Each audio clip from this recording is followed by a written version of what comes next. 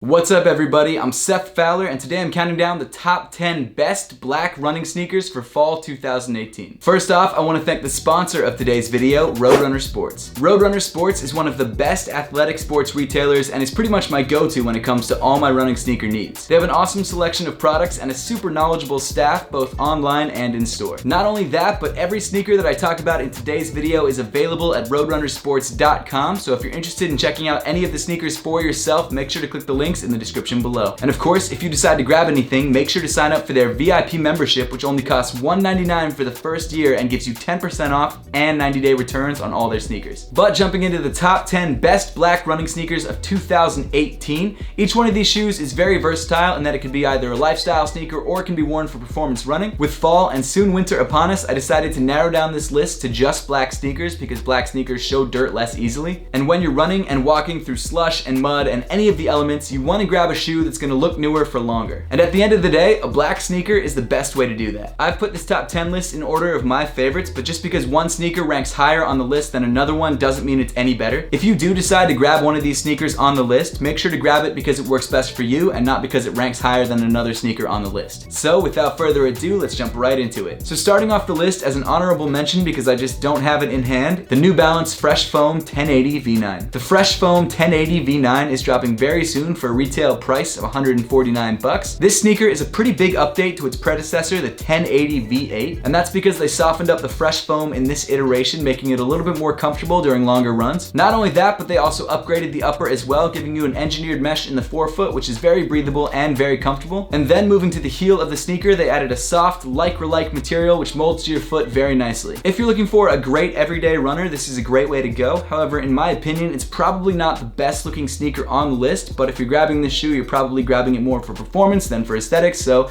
I digress. Number 10, the Brooks Ricochet. The Brooks Ricochet is a $119 shoe that's definitely a go-to for a lot of runners. It's a great all-around running sneaker with a pretty comfortable fit knit upper and a hidden heel counter. What Brooks is calling the DNA amp cushioning provides a pretty responsive and light ride. It is relatively stiff, so if you want a more soft ride, this might not be the sneaker for you. In my opinion, this sneaker does have some of the better traction of all the sneakers on the list, so if traction is a priority for you, this isn't a bad way to go. Aesthetically, Brooks tend to be a more performance-driven shoe. However, that doesn't mean that I think this shoe looks bad. It just definitely looks like a runner and not something I'd wear around the house. With that being said, I do think the knit around the heel looks nice and is definitely reminiscent of some popular NMDs from a couple years ago. If you're looking for a solid neutral running sneaker, this is a good way to go. Number 9, the New Balance Fuel Cell Impulse NYC. This $135 sneaker is close to my heart because it's an NYC marathon themed shoe. The New Balance Fuel Cell Impulse features a Rev-Lite midsole with fuel cell cushioning in the forefoot. To be honest with you, those names don't really mean much for me. So in layman's terms, you've got a relatively stiff midsole cushion that is very responsive, and then you've got a slightly softer foam up around the fuel cell area of the forefoot. The upper is covered in this double jacquard mesh, which is very lightweight and breathable, which I love. On a personal note, I also really like these bronze New York accents. Traction on this sneaker isn't bad, but it isn't incredible. It's definitely for more pavement or sidewalk running. But honestly, I think it's a pretty good looking shoe. I really like the sort of subtle minimal details, and then of course, I dig these copper accents. A good neutral running shoe, but probably not the best if you're looking for a cushy and soft lifestyle sneaker. Number 8, the Adidas Pure Bounce Plus. This $99 sneaker comes with a breathable sock-like mesh upper. It kind of looks like Prime Knit, but I don't believe it is. It's not as stretchy, but it's just as comfortable, and it's a little bit thicker, which is better for cooler conditions. As the name would suggest, the Adidas Pure Bounce Plus comes with a full bounce midsole. It's not as soft or as cloud-like as Boost. However, in a lot of ways, that's actually a good thing because it offers more response and it doesn't get as mushy. The foam itself is more firm than Boost, and for a lot of people, that's great. And when coupled with this much wider base, you get a much more stable ride. If you're a wide footer, this is a great way to go. The sock-like construction is super comfortable. However, because it doesn't have a separate tongue, I can't customize the fit as much as I would like. I'm also a pretty big fan of this pattern on the upper. I think it's really cool and different, and it kind of looks like a snowstorm a little bit, so you've got that sort of winter theme going on. Or it's like TV static, whichever visual works better for you. And actually, right now, the shoe is on sale at Roadrunner Sports for $79, so you save 20 bucks right off the bat. Number 7, the Nike Air Zoom Structure 22 Shield. The Structure 22 Shield comes in at $129 and is the weatherized version of the regular Structure 22. Nike has just introduced the Shield line, which includes a lot of different sneakers with water repellent uppers. All of the seams around the upper are actually sealed, which really helps to keep the elements out. All the materials on the upper are also very water repellent, so you can run in this sneaker in the rain, in the snow, in any sort of condition. This shoe has a relatively wide base and is definitely one of the more stable shoes on the list. So that means that the foam in the midsole is relatively firm. However, you do get an air zoom unit in the forefoot for added impact protection. And surprisingly, one of my favorite details on the shoe is this lace toggle, which makes it super easy to tighten or loosen the shoe. Not only that, but Nike is marketing the rubber on the forefoot and on the heel as special rubber that helps with traction in wet conditions. I'm not exactly sure what special rubber or storm tread is, but it seemed to work fine for me so far. There is also a non-weatherized or Shield version of the Structure 22 available on Roadrunner Sports. However, I personally prefer this version because of course the winter is coming up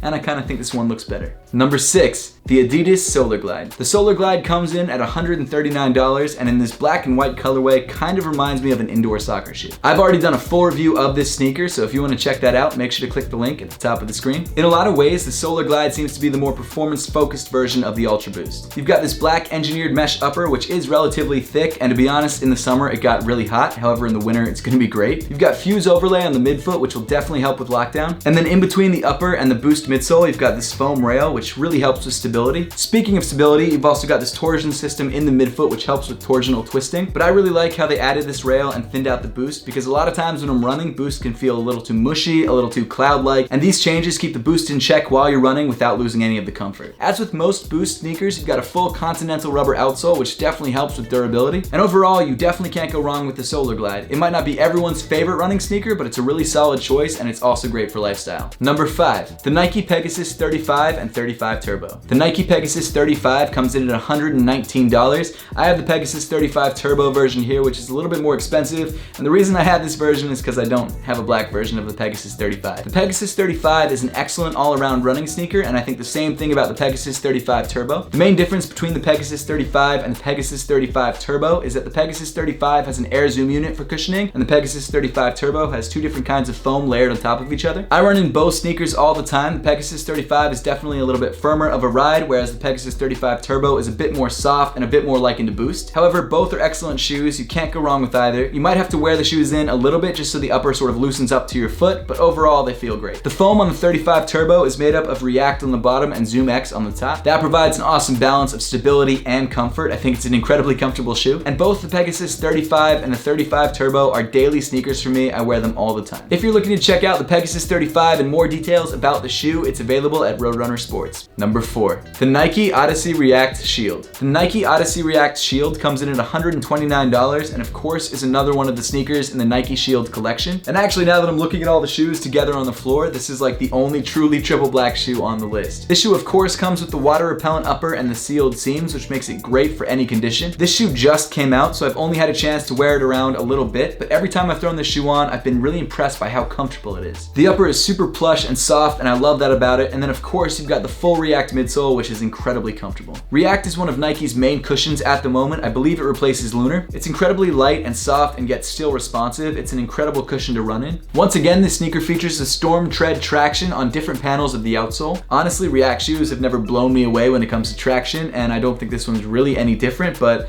I guess it performs a little bit better than the regular Odyssey, I guess. This sneaker also has 3M details throughout, so you can run at night or during, a rainstorm or anything that you need 3M details for. And overall, I think it's an excellent all-condition sneaker, both for lifestyle wear and for running. Number 3, the Adidas Ultra Boost 4.0. Ever since this sneaker launched back in 2015, it's been a lifestyle hit. It does come in on the more expensive side at $179, but a lot of people who pick this sneaker up are mainly buying it because of how good it looks. This Show Your Stripes black and white colorway of the sneaker looks incredible. This shoe has been super clean and has been one of my favorites since I first saw them when Kanye laced them up on tour. Not only does the Ultra Boost look great, it's also incredibly comfortable. The sneaker comes with a full prime knit upper, which is very stretchy and very breathable. The heel also has some nice padding, which really cradles your foot. And then when you've gotten your foot into the sneaker, you've got this full Boost midsole, which really cushions your ride. The one downside to the Ultra Boost is that this is probably not the best performance running sneaker. The upper doesn't give you the best containment, and the midsole can be a little bit unstable and a little bit mushy. But if you're just grabbing this shoe for lifestyle wear, I can't recommend this sneaker enough. Number 2, the Nike Zoom FlyFlyKnit. This $159 sneaker is one of my favorite on the list. You've got this one-piece Flyknit booty construction upper, which creates this awesome sock-like fit. The Flyknit is super soft and flexible, so it's very comfortable on foot and very breathable. The midsole is made up of Nike React foam, which is very comfortable and very soft. And one of my favorite details that you can't actually see is that Nike added a full carbon fiber plate between the upper and the midsole, so you still get a lot of response and a lot of bounce even though you're riding on the super soft cushion. With every step, it almost feels like you're getting sprung forward, which is awesome. Because of the mix of the React and the Flyknit upper, the shoe is incredibly comfortable both when you're running or when you're walking. There are a couple things to keep in mind though. The shoe is relatively narrow, and also because it's so high off the ground, you can feel unstable at times. But overall, an excellent sneaker, and I also love the way it looks. Number 1, the Nike Epic React FlyKnit. The Epic React FlyKnit retails for $149 and in my opinion is one of the best looking sneakers on the list. On this particular colorway, you've got this Oreo or static full Flyknit upper. It's super lightweight and super comfortable and really molds to your foot nicely. Not only that, this sneaker also comes with a full React midsole and outsole. React is very comfortable and is a great cushion setup without feeling too mushy or too soft. You get great impact protection on strides without losing any response. This sneaker has been a daily go-to for me when it comes to both lifestyle wear and running. I think this colorway looks great. However, if you want to check out other options, make sure to check out roadrunnersports.com. But that pretty much wraps up the list for today. I would love to know which one of these shoes is your favorite and which shoes you would like to try out most, so make sure to leave those comments in the comment section down below. Once again, huge thank you to the sponsor of today's video, Roadrunner Sports. If you'd like to check out any of the sneakers mentioned in today's video, make sure to click the links in the description below, and also don't forget to sign up for their VIP membership, which gets you 10% off. But as always, thank you so much for watching. Please make sure to give this video a thumbs up if you liked it, subscribe down below if you haven't yet, and I'll see you all in the next one.